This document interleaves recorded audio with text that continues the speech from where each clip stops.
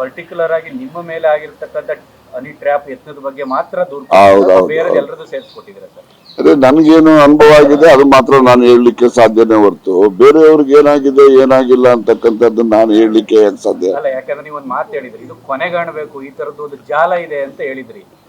ಜಾಲಕ್ಕೆ ನನಗೇನು ಅನುಭವ ಆಗಿದೆ, ನಾನೇನು ಅನುಭವಿಸಿದ್ದೇನೆ ಅಷ್ಟು ಮಾತ್ರ ನಾನು ನರೇಶನ್ ಹೇಳಬಹುದೇ ಹೊರತು ಅದ್ರ ಬಿಯಾಂಡ್ ದಟ್ ನಾನು ಏನ್ ಹೇಳಲಿಕ್ಕೆ ನನಗೇನು ಗೊತ್ತಿರುತ್ತೆ. ಅಲ್ಲ, ಉಲ್ಲೇಖ ಮಾಡೋದು ನೀವು ಸರ್, ಬೇರೆ ಯಾರು ಉಲ್ಲೇಖ ಮಾಡಲ್ಲ. ಆಗ 48 ಎಷ್ಟು ಜನರಿಗೆ ಆಗಿದೆ ಅಂತ ಉಲ್ಲೇಖ ಮಾಡೋದು ತಾವು. ಈ ಪ್ರಕರಣ ಆಗಿದೆ, ಈ ಪ್ರಕರಣ ಸಿಲುಕಿರುವಂತ ಬೇರೆ ಯಾರು ಈ ಒಂದು ವಿಷಯವನ್ನ ಇದುವರೆಗೆ ರೈಸ್ ಮಾಡಿಲ್ಲ, ದೂರು ಕೊಟ್ಟಿಲ್ಲ. ಹಾಗಾಗಿ ನೋಡಪ್ಪ, ಇಟ್ ಇಸ್ ಆಲ್ ರೈಟ್ ಕೇಳಿ. ಇದೇ ಫಸ್ಟ್ ಟೈಮ್ ನಡೆದಿರೋದು. ಎಷ್ಟಾಗಿದ್ದಾವೆ, ಎಷ್ಟು ಜನ ಅಲ್ಲಿ ನ್ಯಾಯಾಲಯಗಳಲ್ಲಿ ಸ್ಟೇ ತಗೊಂಡಿರೋರು ಎಷ್ಟು ಜನ ಇದ್ದಾರೆ? ನನಗಿಂತ ಜಾಸ್ತಿ ನಿಮ್ಮ ಹತ್ರ ಮಾಹಿತಿ ಇದಾವೆ. ಅದಕ್ಕೋಸ್ಕರ ನಾನು ಈ ರೀತಿಯ ಒಂದು ಕೆಟ್ಟ ಚಾಳಿ ಸಾರ್ವಜನಿಕ ಜೀವನದಲ್ಲಿ ಮುಂದುವರಿಬಾರ್ದು, ಅದು ಅಂತ್ಯ ಆಗ್ಬೇಕು ಅಂತಕ್ಕಂಥ ಉದ್ದೇಶದಿಂದ ನಾನು ಹೇಳಿದ್ದೀನಿ ಹೊರತು ಯಾರ್ದೋ ಮೇಲೆ ಸೈಟ್ ತೀರಿಸ್ಕೊಳ್ಳಕ್ಕೆ ಅಥವಾ ಯಾರ್ದೋ ಮೇಲೆ. ಅಭಿ, ಪಾರ್ಟ್ನರ್ಶಿಪ್ ಫರ್ಮ್ ಸ್ಟಾರ್ಟ್ ಮಾಡ್ಬೇಕಾ ಅಥವಾ ಪ್ರೈವೇಟ್ ಲಿಮಿಟೆಡ್ ಕಂಪನಿ ಸ್ಟಾರ್ಟ್ ಮಾಡ್ಬೇಕಾ? ಕನ್ಫ್ಯೂಷನ್ ಯಾಕೆ? ಒಬ್ಬ ಎಕ್ಸ್ಪರ್ಟ್ ಜೊತೆ ಮಾತಾಡು. ಎಕ್ಸ್ಪರ್ಟಾ? ಎಲ್ಲಿ? Boss Vala. B the boss.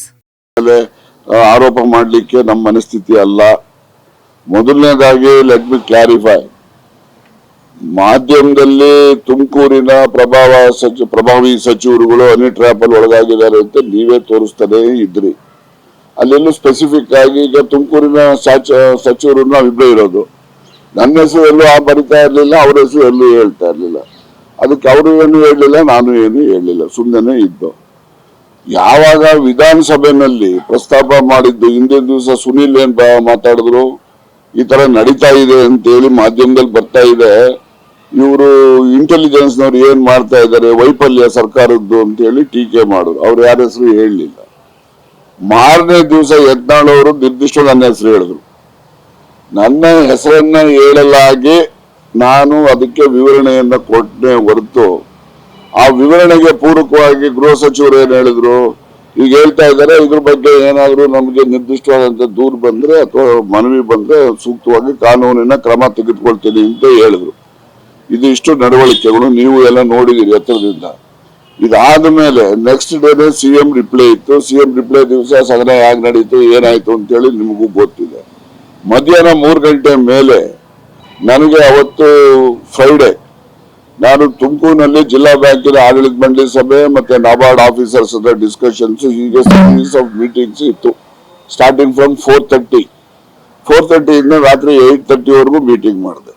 ಅದಾದ ಬೆಳಿಗ್ಗೆನೆ ನೆಕ್ಸ್ಟ್ ಡೇನೆ ನಾನು 10 ಗಂಟೆಗೆ ಕೋಲಾರದಲ್ಲಿ ನಮ್ಮ VR ಸುದರ್ಶನ್ ಅವ್ರದ್ದು ಒಂದು ಜ್ಯೋತಿ ಕೋಆಪರೇಟಿವ್ ಸೊಸೈಟಿ ಇದ್ದು ಇನಾಗ್ರೇಷನ್ ಇತ್ತು.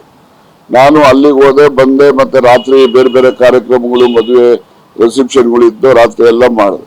ನೆಕ್ಸ್ಟ್ ಡೇ ಮಾರ್ನಿಂಗ್ ಮತ್ತೆ ತಿಟ್ಟೂರಿಗೆ ನಾನು ಮತ್ತೆ ಸಚಿವರು ಪರಮೇಶ್ ಅವರು ಮತ್ತೆ ಸೋಮಣ್ಣ ಅವರು, ನಮ್ಗೆ ಅಲ್ಲೂ ಒಂದು ಕಾರ್ಯಕ್ರಮ ಕ್ಷೀರಮ ಒಂದು ಉದ್ಘಾಟನೆ ಇತ್ತು. ನಾವೆಲ್ಲ ಅಲ್ಲಿಗೆ ಹೋದವು. ಅಲ್ಲಿಂದ ಮುಗಿಸ್ಕೊಂಡು ಸಾಯಂಕಾಲ ಇಲ್ಲಿ ಮಳವಳ್ಳಿ ಶಿವಣ್ಣವರ ಮಗಂದು ರಿಸೆಪ್ಷನ್ ಇತ್ತು, ಎಲ್ಲ ಇಲ್ಲಿಗೆ ಬಂದವು. ನೆಕ್ಸ್ಟ್ ಡೇ ಅರ್ಲಿ ಮಾರ್ನಿಂಗ್ ಮತ್ತೆ 9:30ಗೆ ನಾನು ತುರುವೇಕೆರೆಗೆ ಹೋಗ್ಬೇಕಾಗಿತ್ತು. ನಿನ್ನೆ ತುರುವೇಕೆರೆಗೆ ಹೋಗಿ ತುರುವೇಕೆರೆ ಇದ್ದ ಅಲ್ಲೆಲ್ಲ ಕಾರ್ಯಕ್ರಮ ಮುಗಿಸ್ಕೊಂಡು ಇಲ್ಲಿ 4 ಗಂಟೆಗೆ ಮುಖ್ಯಮಂತ್ರಿಗಳು ಹಾಲಿನ ದರದ ಪರಿಷ್ಕರಣೆ ಬಗ್ಗೆ ಸಭೆ ಕರೆದಿದ್ರು. ಅಲ್ಲಿಗೆ ನಾನು ಭಾಗವಹಿಸಬೇಕಾಗಿದ್ದು ಬಂದೆ. ಹೀಗಾಗಿ ಒಂದು 3-4 ಡೇಸ್ ಅಲ್ಲಿ ನನಗೆ ಬಿಡುವಿಲ್ಲದ ಕಾರ್ಯಕ್ರಮ ಇದ್ದರಿಂದ ನಾನು I could not apply my mind. ಇವತ್ತು ಬೆಳಿಗ್ಗೆ ನಾನು ಇದನ್ನ ರೆಡಿ ಮಾಡಿ ಎಲ್ಲ ಇದು ಮಾಡ್ಕೊಂಡು ಗೃಹ ಸಚಿವರು ಭೇಟಿ ಮಾಡಬೇಕು ಅಂತ ಹೇಳಿ ನಾನು ಅಲ್ಲಿ ಬೇಗೂರ್ ಹತ್ರ ಹೋದೆ. ಇಲ್ಲ, ನಾನು ಸ್ವಲ್ಪ ಇಲ್ಲಿ ಬ್ಯುಸಿ ಇದ್ದೀನಿ, ಕೆಲಸ ಇದೆ ಆಫೀಸಲ್ಲಿ ಸ್ವಲ್ಪ ಅಂತ ಅಂದ್ರು. ಆಗಿದ್ಮೇಲೆ ಇಲ್ಲೇ ಹೋಗೋಣ ಅಂದ್ಕೊಂಡೆ. 4:30-5 o'clock ಬರ್ರಿ ಮನೆ ಕಡೆ ಆಯ್ತು. ಮನೆ ಕಡೆ ಬಂದಿಗೆ ಅವರಿಗೆ ನಾನು ಏನ್ ಡೀಟೇಲ್ಸ್ ಇದೆ ಅದನ್ನ ಕೊಟ್ಟಿದ್ದೀನಿ. ಅದನ್ನ ಅವ್ರಿಗೆ ಏನ್ ಡೀಟೇಲ್ಸ್ ಇದೆ ಬರ್ಕೊಟ್ಟಿದ್ದೀನಿ.